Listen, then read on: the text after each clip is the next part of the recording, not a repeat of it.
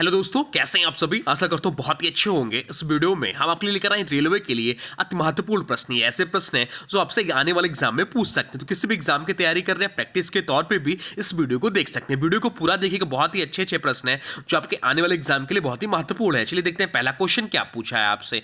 पहला क्वेश्चन जो पूछा है वह पूछा है 2 ओलंपिक पदक जीतने वाली पहली भारतीय महिला कौन थी। आपसे पूछा है कि 2 ओलंपिक पदक जीतने वाली पहली भारतीय महिला कौन थी, बताइए राइट आंसर क्या हो जाएगा। राइट आंसर हो जाएगा ऑप्शन सी, पीवी सिंधु इस प्रश्न का राइट आंसर हो जाएगा। और यह एग्जाम के दृष्टि से महत्वपूर्ण प्रश्न हो जाता है। पीवी सिंधु भारत की पहली महिला खिलाड़ी हैं जिन्हें 2 ओलंपिक पदक जीते हैं।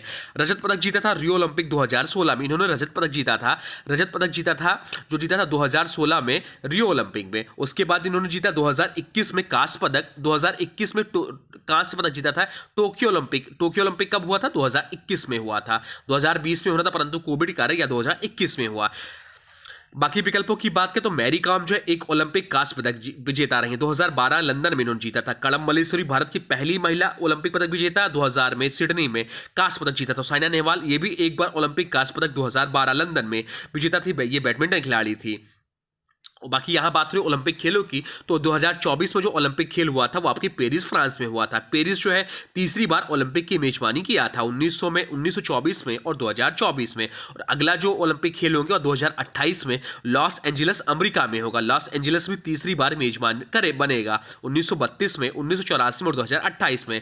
अब 2032 का भी प्रस्तावित हो चुका है। 2032 का जो ओलंपिक खेल होगा और ब्रिस्बेन ऑस्ट्रेलिया में होगा। अब चलते हैं अगले प्रश्न की ओर, देखते हैं अगला प्रश्न क्या पूछा है आपसे। अगला प्रश्न जो पूछा है वह पूछा है निम्नलिखित में से किसे गुरुदेव रविन्द्रनाथ टैगोर ने क्वीन ऑफ कथक की उपाधि दी थी। बढ़िया प्रश्न है, इंपॉर्टेंट प्रश्न है, बताइए राइट आंसर क्या हो जाएगा। आपसे पूछा है कि निम्नलिखित में से किसे गुरुदेव रविन्द्रनाथ टैगोर ने क्वीन ऑफ कथक की उपाधि दी थी, बताइए राइट आंसर क्या हो जाएगा। राइट आंसर हो जाएगा ऑप्शन डी, सितारा देवी इस प्रश्न का राइट आंसर हो जाएगा। सितारा देवी भारत की प्रसिद्ध कथक नृत्यांगना थी। उन्हें उनके अद्भुत नृत्य कौशल और मंच प्रदर्शन के लिए गुरुदेव रविन्द्रनाथ टैगोर ने क्वीन ऑफ कथक की उपाधि दी थी। टैगोर ने उन्हें यह उपाधि 1930 के दशक में शांति निकेतन में प्रदर्शन के बाद दिया था। सितारा देवी को बाद में पद्मश्री 1973 में, संगीत नाटक अकादमी पुरस्कार 1969 जैसे सम्मान भी मिले। वह कथक की बनारस घराने किसके संबंधित थे। अब चलते हैं अगले प्रश्न की ओर, देखते हैं अगला प्रश्न क्या पूछा है आपसे। अगला प्रश्न जो पूछा है वह पूछा है कांग्रेस ने 1929 में किस स्थान पर अपने अधिवेशन में पूर्ण स्वराज के प्रस्ताव की घोषणा की थी। आपसे पूछा कि कांग्रेस ने 1929 में किस स्थान पर अपने अधिवेशन में पूर्ण स्वराज के प्रस्ताव की घोषणा की थी, बताइए राइट आंसर क्या हो जाएगा। राइट आंसर हो जाएगा ऑप्शन बी, लाहौर इस प्रश्न का राइट आंसर हो जाएगा। भारतीय राष्ट्रीय कांग्रेस का लाहौर अधिवेशन जो कि 1929 में हुआ था या दिसंबर 1929 में आयोजित हुआ था। इस अधिवेशन की अध्यक्षता पंडित जवाहरलाल नेहरू ने की थी। इस अधिवेशन की अध्यक्षता की थी। इसी अधिवेशन में कांग्रेस ने पहली बार पूर्ण स्वराज को अपना अंतिम लक्ष्य घोषित किया। अधिवेशन में निर्णय लिया गया कि 26 जनवरी 1930 को स्वतंत्रता दिवस के रूप में मनाया जाएगा। बाद में यह तिथि 26 जनवरी को भारत के संविधान लागू होने का दिन चुना गया, यानी 26 जनवरी 1950 को भारत गणराज्य बना। अब चलते हैं अगले प्रश्न की ओर, देखते हैं अगला प्रश्न क्या पूछा है आपसे। अगला प्रश्न पूछा है नोंग क्रेम और लाहो निम्नलिखित में से किस राज्य के लोकप्रिय नृत्य है। आपसे पूछा है कि नोंग क्रेम और लाहो निम्नलिखित में से किस राज्य के लोकप्रिय नृत्य है, बताइए राइट आंसर क्या हो जाएगा। राइट आंसर हो जाएगा ऑप्शन ए, मेघालय इस प्रश्न का राइट आंसर हो जाएगा। नोंग क्रेम और लाहो नृत्य दोनों मेघालय राज्य के पारंपरिक नृत्य हैं। ये नृत्य मुख्य रूप से खासी जनजाति द्वारा किए जाते हैं। बाकी विकल्पों की बात करें तो अरुणाचल प्रदेश जो यहाँ प्रमुख नृत्य है। यहाँ न्यूकुम, पोपा, सोलुक, ड्री नृत्य आदि प्रसिद्ध है। मणिपुर की बात करें तो मणिपुर में प्रसिद्ध नृत्य रासलीला, ये शास्त्रीय नृत्य है। असम की बात करें तो यहाँ के प्रसिद्ध नृत्य है बिहू नृत्य, झूमर नृत्य आदि। अब चलते हैं अगले प्रश्न की ओर, देखते हैं अगला प्रश्न क्या पूछा है आपसे। अगला प्रश्न जो पूछा है वह पूछा है भारतीय संविधान का निम्नलिखित में से कौन सा अनुच्छेद ग्राम पंचायतों के संगठन से संबंधित है। आपसे पूछा कि भारतीय संविधान का निम्नलिखित में से कौन सा अनुच्छेद ग्राम पंचायतों के संगठन से संबंधित है, बताइए राइट आंसर क्या हो जाएगा। राइट आंसर हो जाएगा ऑप्शन बी, अनुच्छेद 40 इस प्रश्न का राइट आंसर हो जाएगा। अनुच्छेद 40 भारतीय संविधान के राज्य के नीति निर्देशक तत्वों का हिस्सा है। इसमें स्पष्ट रूप से कहा गया है राज्य ग्राम पंचायतों का संगठन करेगा और उन्हें ऐसे अधिकार प्रदान करेगा जिससे वे स्वशासन और की इकाई के रूप में कार्य कर सकें। यह अनुच्छेद भारत में पंचायती राज प्रणाली के संवैधानिक नींव प्रदान करता है।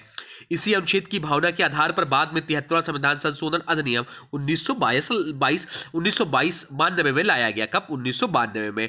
बाकी विकल्पों की बात करें तो अनुच्छेद 37 नीति निर्देशित तत्वों के परिवर्तन से संबंधित है। अनुच्छेद 38 सामाजिक, आर्थिक और राजनीतिक न्याय सुनिश्चित करने से संबंधित है। अनुच्छेद 39 राज्य की नीति के कुछ विशिष्ट सिद्धांतों जैसे समान वेतन, संसाधनों का वितरण आदि से संबंधित है। अब चलते हैं अगले प्रश्न की ओर, देखते हैं अगला प्रश्न क्या पूछा है आपसे। अगला प्रश्न पूछा है भारतीय रेलवे के पश्चिम मध्य रेलवे जोन का मुख्यालय कहाँ स्थित है। आपसे पूछा कि भारतीय रेलवे के पश्चिम मध्य रेलवे जोन का मुख्यालय कहाँ स्थित है।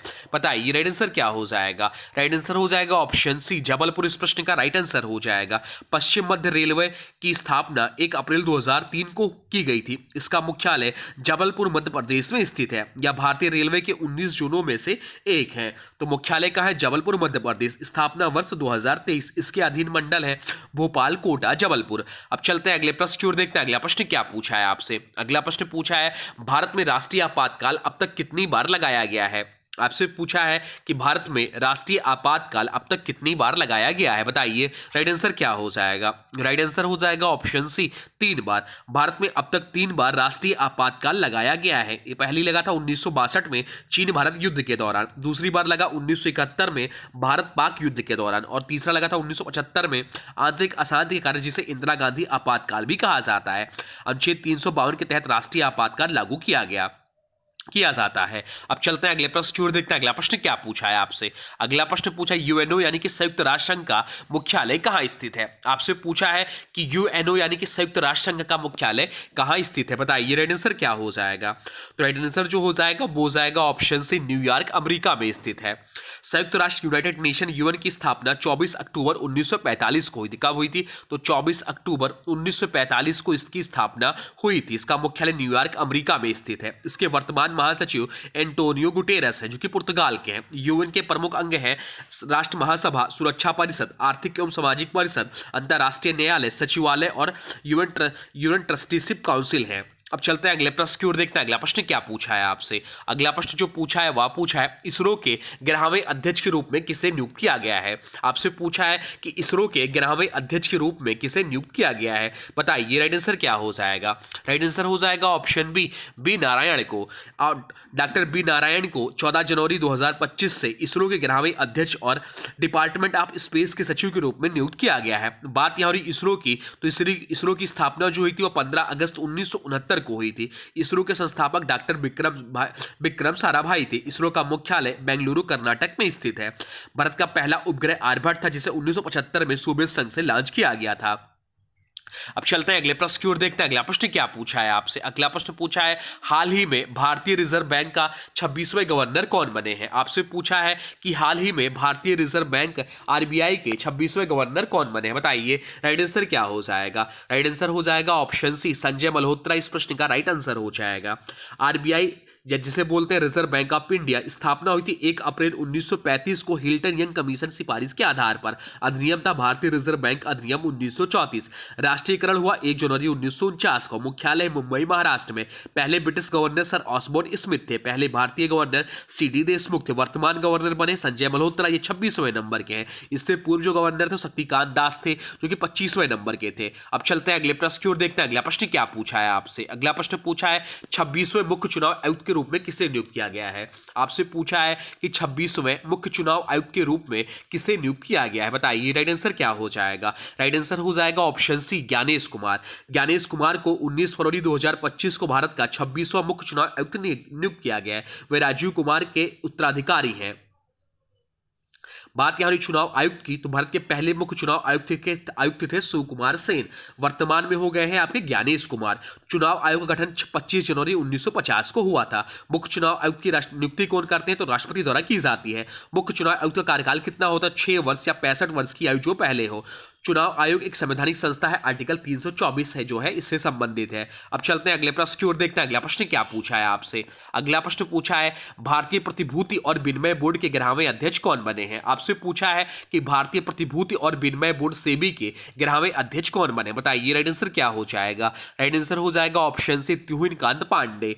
तुहिनकांत पांडे को 1 मार्च 2025 से सेबी का 11वां अध्यक्ष नियुक्त किया गया है। वह 1 मार्च 2025 से कार्यभार संभाले हैं। उन्होंने 3 साल कार्यभार ग्रहण किया वे माधवीपुरी बुच के उत्तराधिकारी हैं, जिनका कार्यकाल 28 फरवरी 2025 को समाप्त हो गया। बात करें सेबी की, तो सेबी का फुल फॉर्म है securities and exchange board of India. SEBI की स्थापना 12 अप्रैल 1988 को हुई थी गैर संवैधानिक संस्था के रूप में। सेबी को संवैधानिक दर्जा मिला 30 जनवरी 1992 को अधिनियम द्वारा। सेबी का मुख्यालय मुंबई महाराष्ट्र में है।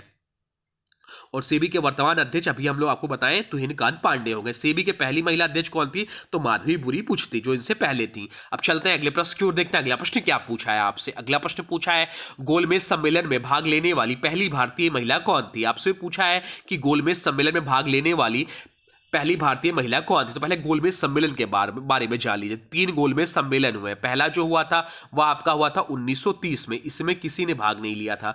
दूसरा गोलमेज सम्मेलन हुआ था 1931 में, इसमें जो है कांग्रेस के प्रतिनिधियों ने भाग लिया। तीसरा गोलमेज सम्मेलन हुआ था 1932 में हुआ था। तीनों गोलमेज सम्मेलन जो हुए थे वो लंदन में आयोजित हुए थे। तो सरोजनी नायडू पहली भारतीय महिला थी जिन्होंने 1931 में द्वितीय गोलमेज सम्मेलन में भाग लिया था। वे भारतीय राष्ट्रीय कांग्रेस की वरिष्ठ नेता और महान कवयित्री भी थी। महात्मा गांधी के साथ भारतीय प्रतिनिधित्व मंडल का हिस्सा थी। उन्हें भारत कोकिला भी कहा जाता है। अब चलते हैं अगले प्रश्न की ओर, देखते हैं अगला प्रश्न क्या पूछा है आपसे। अगला प्रश्न पूछा है भारत में किस अधिनियम को मिनी संविधान कहा जाता है? आपसे पूछा है कि भारत में किस अधिनियम को मिनी संविधान कहा जाता है, बताइए। राइट आंसर क्या हो जाएगा? तो राइट आंसर जो हो जाएगा वो हो जाएगा ऑप्शन बी, 42वां संविधान संशोधन अधिनियम 1976। इस प्रश्न का राइट आंसर हो जाएगा। 42वां संविधान संशोधन अधिनियम 1976 को मिनी संविधान कहा जाता है।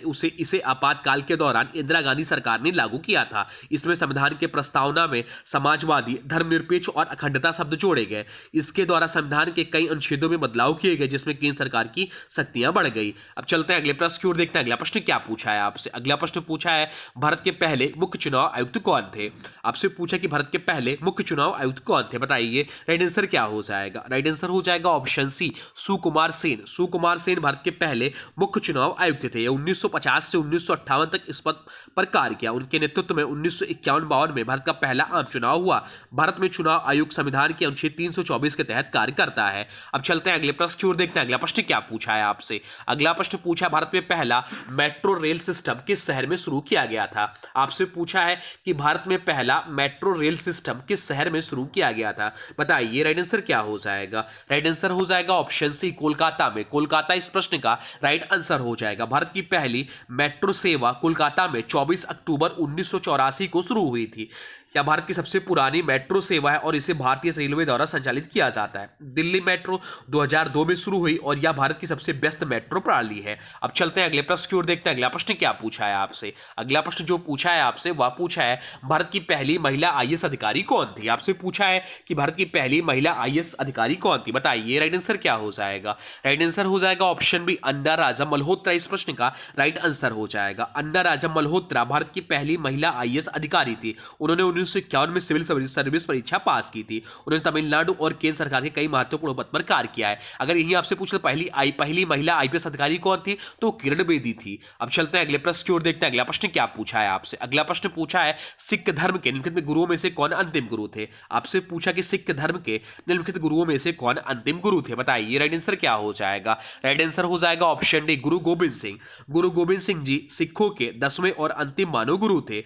उनका जन्म 1666 ईस्वी में पटना साहिब बिहार में हुआ था। उन्होंने 1699 में खालसा पंथ की स्थापना की, जिसका उद्देश्य था सत्य, धर्म और न्याय की रक्षा करना।